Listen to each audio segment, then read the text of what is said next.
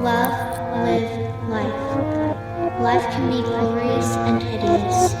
Stick your feet to the ground, but don't think you are counted out. Don't let the wind pull you and tear you apart. Let yourself live freely and love, and you'll be happy. No limits. Just keep on. Hey guys, and welcome back to another Iron Will podcast with me, Shane Warner, and John Chase. So what this podcast is all about is we are trying to get stories from people that have been through a traumatic experience in their lives and came out a different person. Yeah, they have all created an iron will. So what is an iron will? A burning determination that cannot be stopped or hindered by anything, willing to do anything to get a desired outcome, extremely resilient. So what we like to say is just keep punching. Yeah. So sit back and relax, and we're going to start the show.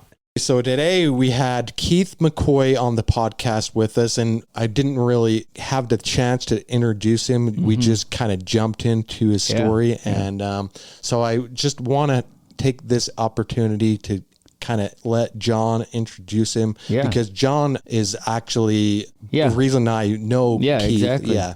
So Keith is an amazing mentor, coach, life coach. He has his own podcast. He does so many amazing things. I've known him for several years now. And what he does, his service and all that is amazing. You have to hear his story about himself and his wife. And I just wanted to also mention that Shane's actually been on his podcast as well, so you guys can listen to that too. But we'll get right into his wife's story. Okay. So Shane's a slacker. Yeah, that's what I he is. forgot. And I was planning on Saturday for some reason. And so John texted me when he was coming, and I was mowing the lawn. So I'm like, I'll be there in a minute. I'm kind of out of breath. Shit. So all good, man. Yeah. All good.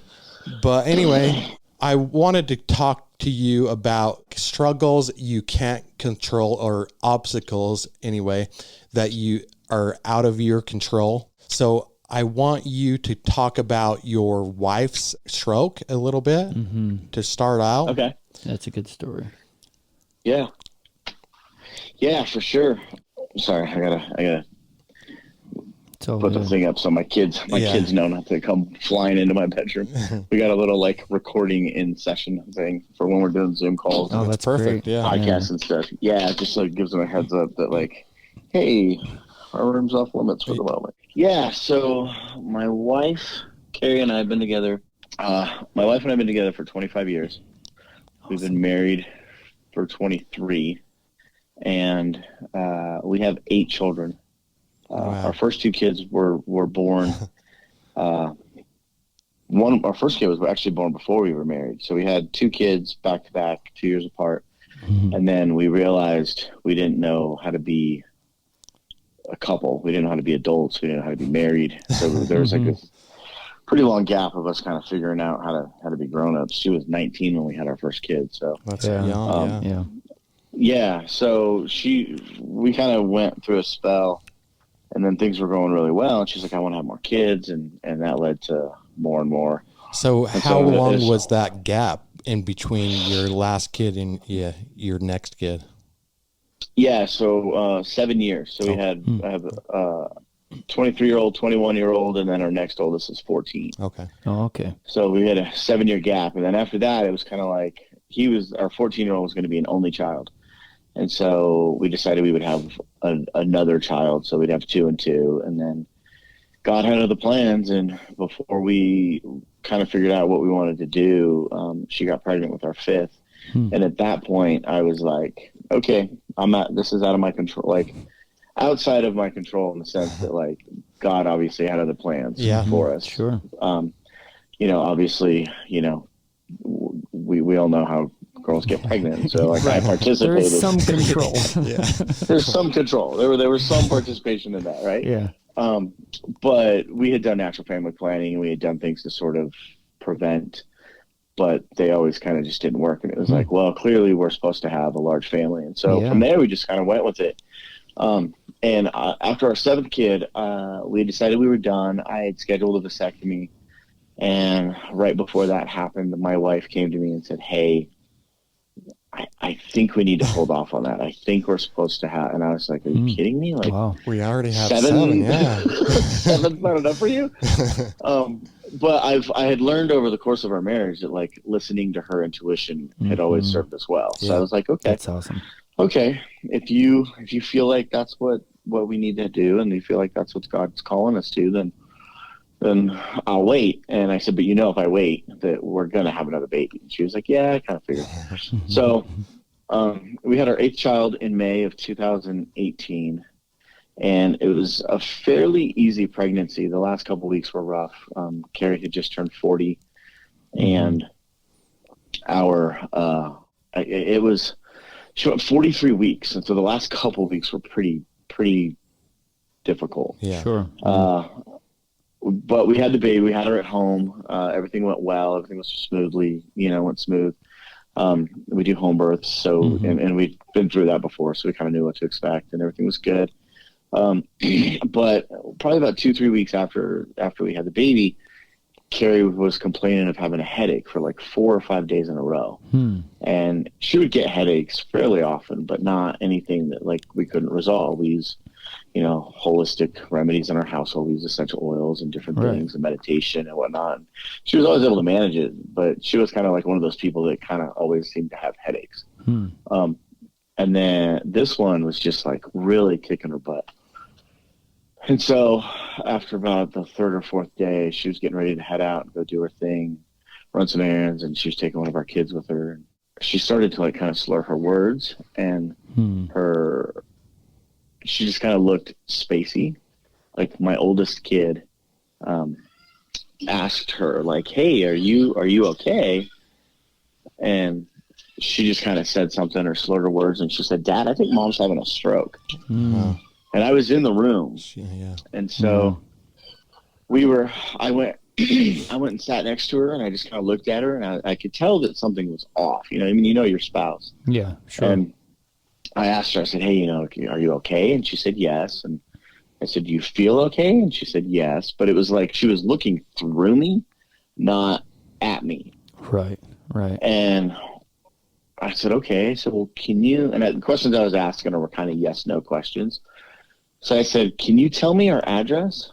And she said 15, and that was it. And I was like, okay, where it? Yeah, it's not. And my mom had a stroke, so I knew what was happening. So we called 911. We got actually called the midwife first, because I had a 4-week-old baby, and was like, this is going to be bad. I need someone here to help with the kid.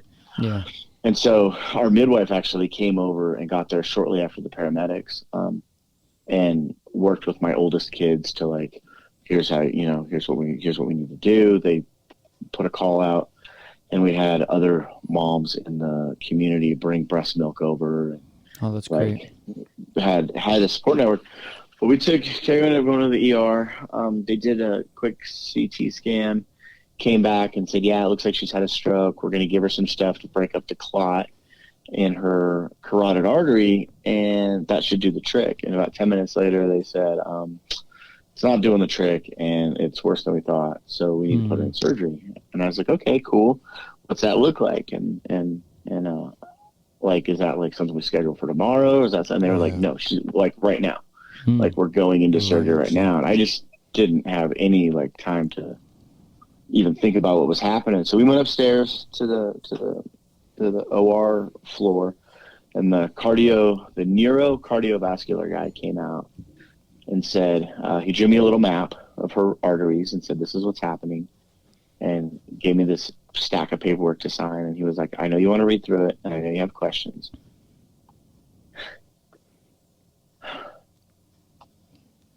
He said, but I got to go save your wife's life. So I need you to sign this. And so she was on my right, and I looked over at him, and I signed the papers, and I turned around to say goodbye to her and to encourage her, and she was gone. They'd already like zipped her down the hall. Wow. So I turned to my right to say something to her, she's gone. I turn to my left to ask a question, and he's gone.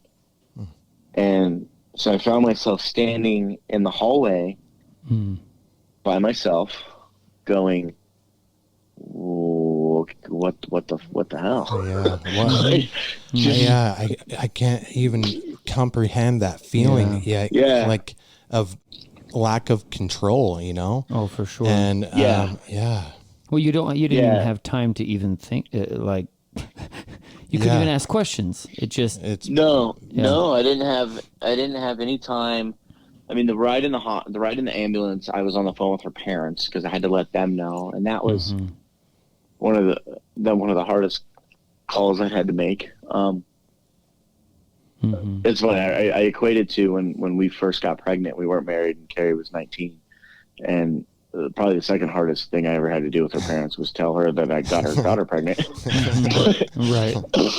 The next one was calling them and saying, "Hey, your daughter's had a stroke, and she's 40. Like, she's 40 years old. Like, it's just not a 40-year-old thing." And so I went into the waiting room, and I was by myself, and I posted on Facebook and in a group of our community and said, "Hey, this is where I'm at. This is what's happening. If you pray. If you send white light, so like whatever your good juju is, I need it. Do it. Yeah. Really, just like, and not like, it's always interesting with like social media. Like, is it for your own ego? Is it right? Is it like, you know, are we being real, or like, what's that like? And for me, it was really just like, I didn't know who to call, what to do. And it was just like, hey, I'm in this place where if you pray, I need you to pray for us. Cause I had no idea what they were doing. And what the surgeon who told me before he took her back was she had what's called a carotid artery dissection. So her carotid artery, which is, you know, if you know anything about arteries, it's one of the main arteries. You know, you close that one off. That's how you choke somebody out. That's the main artery. Probably second only to like your femoral artery in your thigh. And hers had essentially the tissue that forms the artery had flaked off or flaked loose. So if you think about like pastry dough, like phyllo, like baklava, like it's real flaky, right? So like imagine a piece of that inside a straw.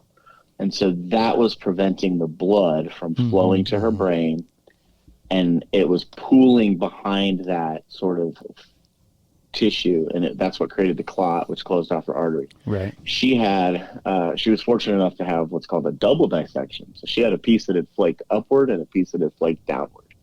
So that just created this Pandora's box of issues. Wow. So I was sitting in the way. So that was what I knew. All I knew is that she had this really traumatic, freak sort of accident thing happen. And so in the waiting room, I had called a friend of ours because we were supposed to have lunch that day. And I said, "Hey, that's off the table. Sorry, this is what's happening." And I said, "Can you just reach out to these handful of people and let them know that like my schedule is clear. Like I'm not doing it. Like I don't know what the next couple days, weeks, months looks like." Right. And once I did that, and I was able to kind of sit with my thoughts, I started to panic. I started to kind of freak out a little bit. Am I going to be a single dad? Is she going to be an invalid? 8 kids. Yeah, dude. It's and the thing I find ironic, and I'm sure there's a reason to this, but her feeling of that you should have the 8th kid, you know, but I'm sure it ties all together. Yeah, I mean, there was a part of me at that moment that was like, she's the one that had all these kids. You better not leave me with them. Right. There was a little bit of anger, right? That's a part of the process. Yeah.